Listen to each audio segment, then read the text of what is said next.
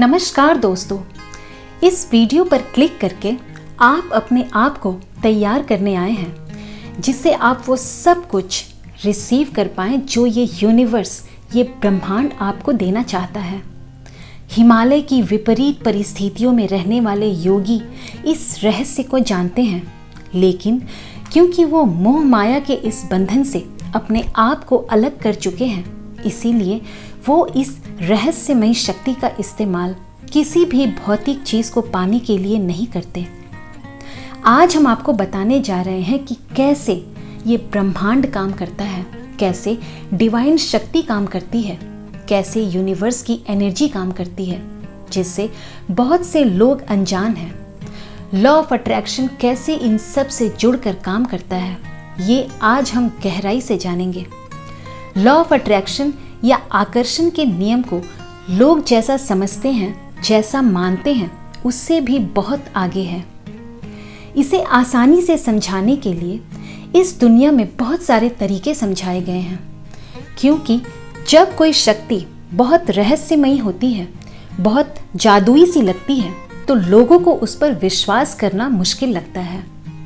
Law of attraction के रहस्य में जब धर्म की बात आती है, जब ईश्वर की बात आती है, तो लोग इस पर संदेह करते हैं। ये रहस्य खुद को एक बहुत ही वैज्ञानिक तरीके से व्यक्त करता है। आज हम आपको इसी रहस्य की वो राज बताने जा रहे हैं जिनसे हिमालय में रहने वाले योगी अपनी जिंदगी को ब्रह्मांड से जोड़ते हैं। वो उस दिव्य शक्ति से जुड़ते हैं जहाँ तक कि हम कल्पना भी नहीं कर सकते।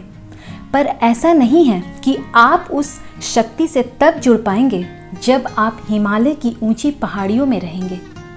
ये रहस्य जानकर आप में से बहुत से लोग आश्चर्यचकित भी हो सकते हैं और कुछ सचमुच इस पर विश्वास कर अपनी जिंदगी में अपनी मनचाही चीज़ को आकर्षित कर सकते हैं। इस बारे में बहुत से लोगों का ये सवाल होता है कि हम उस डिवाइन पावर से, उस दिव्य शक्ति से कैसे कनेक्ट कर सकते हैं, ब्रह्मांड से कैसे बात कर सकते हैं, या भगवान से कैसे बात कर सकते हैं, मैं जो चाहता हूँ उसे कैसे हासिल कर सकता हूँ।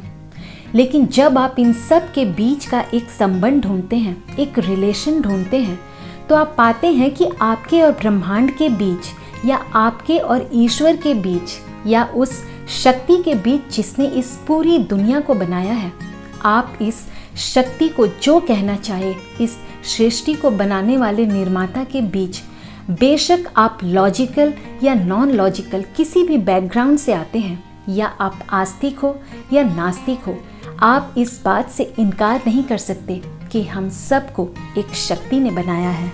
कोई तो है जो हम सब का क्रिएटर है। इसी शक्ति ने सब कुछ बनाया है। आपको, हमें, हम सबको, हमारे आसपास की हर चीज़ को बनाया है। और अगर वो चीज़ मौजूद है जिसे हम चाहें अपना परम पिता परमेश्वर कहें, ईश्वर कहें, माँ कहें, आप इस शक्ति को जो चाहे पुकारें। लेकिन ये शक्ति इतनी शक्तिशाली है, इतनी पावरफुल है कि ये हमेशा हमारे आसपास मौजूद है। ये हमारी हर काम, हर मूवमेंट को मॉनिटर कर रही है। ये हमेशा हमें देख रही है। अब इसका क्या मतलब है? इसका ये मतलब है कि जब आप प्रार्थना करते हैं, जब आप किसी चीज़ के लिए अपनी इंटेंशन सेट करते हैं, अपने इरादे मजबूत करते हैं, तब आप अपनी ज़िंदगी में मनचाही चीज़ को विजुअलाइज करते हैं ताकि वो आपकी ज़िंदगी में साकार हो। फिर चाहे वो विजुअलाइजेशन आकर्षण के नियम का इस्तेमाल करके पैसों को मैनिफेस्ट करना हो, प्यार को मैनिफेस्ट करना हो, जो भी आप अपनी लाइफ में चाहते हैं, आप उसे विजुअलाइज करते हैं। ये समझना बहुत ज़रूरी है कि ये पूरा सिस्टम कैसे काम करता है, हमारा ब्रह्मांड कैसे काम करता है, कैसे वो हमारी बात सुनता है। बहुत कम समय में बहुत से लोगों ने इस शक्ति को समझकर अपनी मनचाही ज़िंदगी को जिया है। वो सब कुछ पाया है जो भी वो अपनी ज़िंदगी में चाहते थे। अपने सपनों को पूरा किया है, अपने एम हासिल किया है, अपने बिजनेस को ऊंचाइयों पर पाया है, अपने जीवन में आध्यात्मिक या स्पिरिचुअलिटी से चमत्कार होते देखे हैं। सभी अलग अलग चीज़ों को पाने में वो लोग सफल हुए हैं। लेकिन ये केवल उनके बारे में नहीं है, क्योंकि कोई भी इंसान व्यक्तिगत रूप से इस शक्ति का इस्तेमाल कर सकता है। लेकिन जब ये व्यक्तिगत शक्ति एक सामूहिक कोशिश में बदलती है, यानी जब एक इंसान से शुरू हुई इस शक्ति का इस्तेमाल एक धरातल पर अलग अलग लोगों द्वारा किए गए प्रयासों से जुड़ता है, तो आप समझ जाते हैं कि आखिर ये शक्ति उस परम पिता परमेश्वर की शक्ति से कैसे जुड़कर काम करती है। यहीं से हमारा कॉन्सेप्ट शुरू होता है। जानती हूँ बिना एग्जाम्पल के इसे समझना मुश्किल है, इसीलिए चलिए एक एग्जाम्पल से इस पूरे कॉन्सेप्ट को समझते हैं।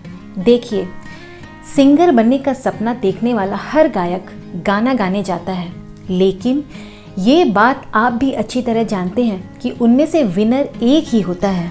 तो जो विनर यानी विजेता होता है, क्या बस उसी की आवाज़ सबसे अच्छी होती है? क्या बस उसी की कोशिश सबसे अच्छी होती है? क्या YouTube पर दिखाए जाने वाले लोग जो फेमस हैं, जिन्हें करोड़ों लोग फॉलो करते हैं, क्या वो सबसे बेस्ट हैं? क्या वो दुनिया के बेस्ट डांसर हैं? क्या वो दुनिया के बेस्ट सिंगर हैं? वहाँ जो योगा ट्रेनर आपको दिखाया जा रहा है, क्या वही दुनिया की सबसे ज़्यादा आसनों को जानने वाला योगा ट्रेनर है? क्या एक वही है जिसे योगा के सभी चीज़ों की नॉलेज है? और कई बार इन सवालों का जवाब होता है नहीं। ऐसे कई अनगिनत लोग हैं जिनके पास उनसे ज़्यादा, उनसे अच्छी नॉलेज है, पावर है, टैलेंट है, लेकिन वो हिडन है, छुपा हुआ है। तो आखिर ऐसा क्यों है कि जो उनसे भी कामयाब हैं, क्यों उनसे पीछे हैं? ईश्वर ने उन्हें क्यों नहीं चुना करोड़ों लोगों का प्यार पाने के लिए, बहुत फेमस होने के लिए? They are not a chosen one. Why? अब मैं जो आपको बताने जा रही हूँ उस पर ध्यान दीजिएगा। जाहिर है हम सब अपने सपनों को मैनिफेस्ट करना चाहते हैं, हम सब अपने विचारों को साकार करना चाहते हैं, लेकिन एट द सेम टाइम उसी समय हम ये भी चाहते हैं कि कुछ तो हमारे साथ ऐसा हो कि हमें पता चले कि यूनिवर्स हमारी मैनिफेस्टेशन को रिस्पॉन्ड कर रहा है, या हमारी प्रार्थना में मांगी गई चीज़ को हम तक पहुंचाने की कोशिश कर रहा है।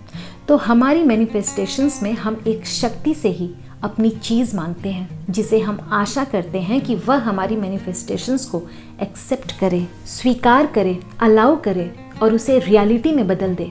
राइट? कई बार आप अलग अलग चीज़ें मैनिफेस्ट करने की कोशिश करते हैं। बहुत बार वो चीज़ मैनिफेस्ट हो जाती है, बहुत बार नहीं भी होती। अब आप कहेंगे ऐसा क्यों, ऐसा मेरे साथ ही क्यों? लेकिन ऐसा होना स्वाभाविक है, क्योंकि ऐसा बस आपके साथ नहीं है, यहाँ कुछ और भी है जो इन सब चीज़ों पर राज करता है, जो मैनिफेस्टेशंस के पूरे प्रोसेस को कंट्रोल करता है, जो आपकी मैनिफेस्टेशन को रिस्पॉन्ड करता है। तो आप ऐसा नहीं सोच सकते कि ऐसा बस आपके साथ है। हम सब एक हैं। ऐसा किसी के साथ भी होना नेचुरल है, और जब हम इसे और गहराई से समझते हैं तो हम ये जानने की दिशा में आगे बढ़ते हैं कि हम वो कैसे बन सकते हैं जिसे यूनिवर्स खुद चुने, यानी we are the chosen one. हम ये कैसे बने जिससे यूनिवर्स हमें रिस्पॉन्ड करे, हमारी मैनिफेस्टेशन को एक्सेप्ट करे, उसे रियलिटी में बदल दे। बिल्कुल, हम सब ऐसा ही चाहते हैं, और इसके लिए मैनिफेस्टेशंस की अलग अलग टेक्निक को भी फॉलो करते हैं। लेकिन वो चीज़ जिसके बिना आपकी मैनिफेस्टेशन पूरी होते होते रह सकती है, वो है आपकी क्षमता का आपकी मैनिफेस्टेशन को संभालने के लिए तैयार ना होना। अगर आपकी पात्रता आपके सपनों को, आपके मैनिफेस्टेशन को संभालने के लिए तैयार ही नहीं होगी, तो वो चीज़ आपको कैसे मिलेगी? मैंने अपनी पिछली वीडियो में आपको बताया कि यूनिवर्स हमें वो सब कुछ देना चाहता है जो हम चाहते हैं, लेकिन इससे पहले वो करता है हमारा एक टेस्ट कि क्या आप उस चीज़ को संभाल पाएंगे जो आप उससे मांग रहे हैं। जाहिर है, जैसा कि मैंने आपको पहले भी बताया कि यूनिवर्स हमारा टेस्ट करेगा, लेकिन उस टेस्ट को देने के लिए अब हम खुद को तैयार कैसे करें? नहीं, इस टेस्ट की प्रिपरेशन स्कूल और कॉलेज में दिए जाने वाले टेस्ट की प्रिपरेशन से बिल्कुल अलग है। इसमें आपको पढ़ाई नहीं करनी, पर खुद को तैयार करना है। इस टेस्ट में पास होने के लिए आपको शरीर, मन और आत्मा, इन तीनों में संतुलन और हमारे विचार, मस्तिष्क और वाइब्रेशन और एनर्जी को इन तीनों चीज़ों से जोड़ना होगा। अब हम ये सारी चीज़ें अलाइन कैसे करते हैं, यानी कैसे हम इन सब को संतुलन में ला कर जोड़ते हैं। देखिए, आप अपने सपनों को विजुअलाइज करते हैं, ग्रैटिट्यूड भी करते हैं, उन्हें फील करते हैं, लेकिन एक तरह से आप अपने शरीर, मन, आत्मा, अपने विचारों के साथ इन सब को सामंजस्य मिलाते हैं और आप नहीं जानते इन्हीं प्रैक्टिसेस के दौरान आप यूनिवर्स के टेस्ट में भी परफॉर्म करते हैं। यही आपकी तैयारी है यूनिवर्स के टेस्ट की। जिस तरह हम लोगों को अलग अलग पैरामीटर यानी अलग अलग मापदंडों पर मॉनिटर करते हैं, ठीक वैसे ही यूनिवर्स भी हमें मॉनिटर करता है कि हम अपने मैनिफेस्टेशंस को रिसीव करने के लिए तैयार हैं या नहीं। फॉर एग्जाम्पल, मान लीजिए आपकी एक कंपनी है और लोग आपके पास जॉब इंटरव्यू के लिए आ रहे हैं, तो आप उन सैकड़ों लोगों में से एक व्यक्ति को कैसे चुनेंगे? अगर आप जज हैं तो या तो आप उसे चुनेंगे जिसकी क्वालिफिकेशन सभी लोगों में बेस्ट हो, या फिर आप उसे चुनेंगे जो उन सब में सबसे ज़्यादा मेहनती हो, या फिर उसे जिनमें ये सारी चीज़ें हो, लेकिन इसके अलावा उससे एक ऐसी वाइब्रेशनल फीलिंग आए जिसे पता नहीं क्यों आपको वो इंसान परफेक्ट लगे। बेशक आप चाहे उसकी क्वालिफिकेशंस बाकियों से कम हो, मगर आप बस ये कहेंगे कि पता नहीं क्यों वो इस पोजीशन के लिए बेस्ट लगा, क्योंकि ये वो फीलिंग है और यही वो तरीका भी जिससे आप खुद को डिवाइन के टेस्ट के लिए तैयार कहते हैं। आप खुद को कैसे प्रेजेंट करते हैं, इस दुनिया के लिए नहीं बल्कि उस डिवाइन के लिए। जब आपके सामने कोई नहीं होता, ठीक वैसे ही जैसे इंटरव्यू में उस व्यक्ति ने अपने आप को सबसे बेस्ट शो किया। हम खुद को यूनिवर्स के सामने बेस्ट दिखाते हैं और आप खुद को बेस्ट शो करेंगे। यूनिवर्स आपसे आशा करते हैं कि आप हमेशा रियल रहें, आप में वो क्वालिटीज़ हो जिससे आप एक अच्छे इंसान लगे। इसके अलावा कुछ चीज़ें जो आपके मैनिफेस्टेशन के लिए आपको क्वालिफाइड बनाती है, उनमें आपका परसिस्टेंट लेवल, यानी आप कितने ज़िद्दी हैं अपनी चीज़ को पाने के लिए। क्या आप पूरी तरह से समर्पित हैं? क्या आप में सचमुच वो इच्छा शक्ति है कि आप किस हद तक उसे पाना चाहते हैं? पहली चीज़ तो ये। दूसरी चीज़ है कि आप कितने कंसिस्टेंट हैं अपने अप्रोच के प्रति, यानी कितनी शिद्दत से आप अपनी मैनिफेस्टेशन को पाने के लिए वो चीज़ें कर रहे हैं।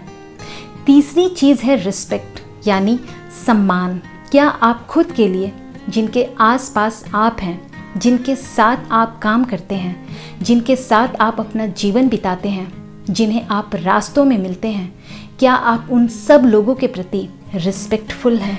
क्या आप पूरे दिल से उनका सम्मान करते हैं? और इसके अलावा क्या आप उन सब के प्रति विनम्र हैं? क्योंकि यूनिवर्सल पावर हमेशा आपके काइंडनेस और आपकी अच्छाई को प्रेम करती है। आपका गुस्से में चिल्लाना, लोगों को गलत बोलना, अपशब्दों का इस्तेमाल करना और यूनिवर्स को भी गुस्से में रिस्पॉन्ड करना कि मुझे मेरी चीज़ क्यों नहीं दे रहे हो, ये सब गलत है। झुकिए, क्योंकि खुद प्रकृति भी हमें यही सिखाती है। फलों से लदे वृक्ष तन कर खड़े होने के बजाय झुककर सबको मीठे फलों का आनंद लेने को प्रेरित करते हैं। वो हमें झुकना सिखाते हैं, क्योंकि हमारा कठोर और रूखा बर्ताव हमें महान नहीं, छोटा बनाता है।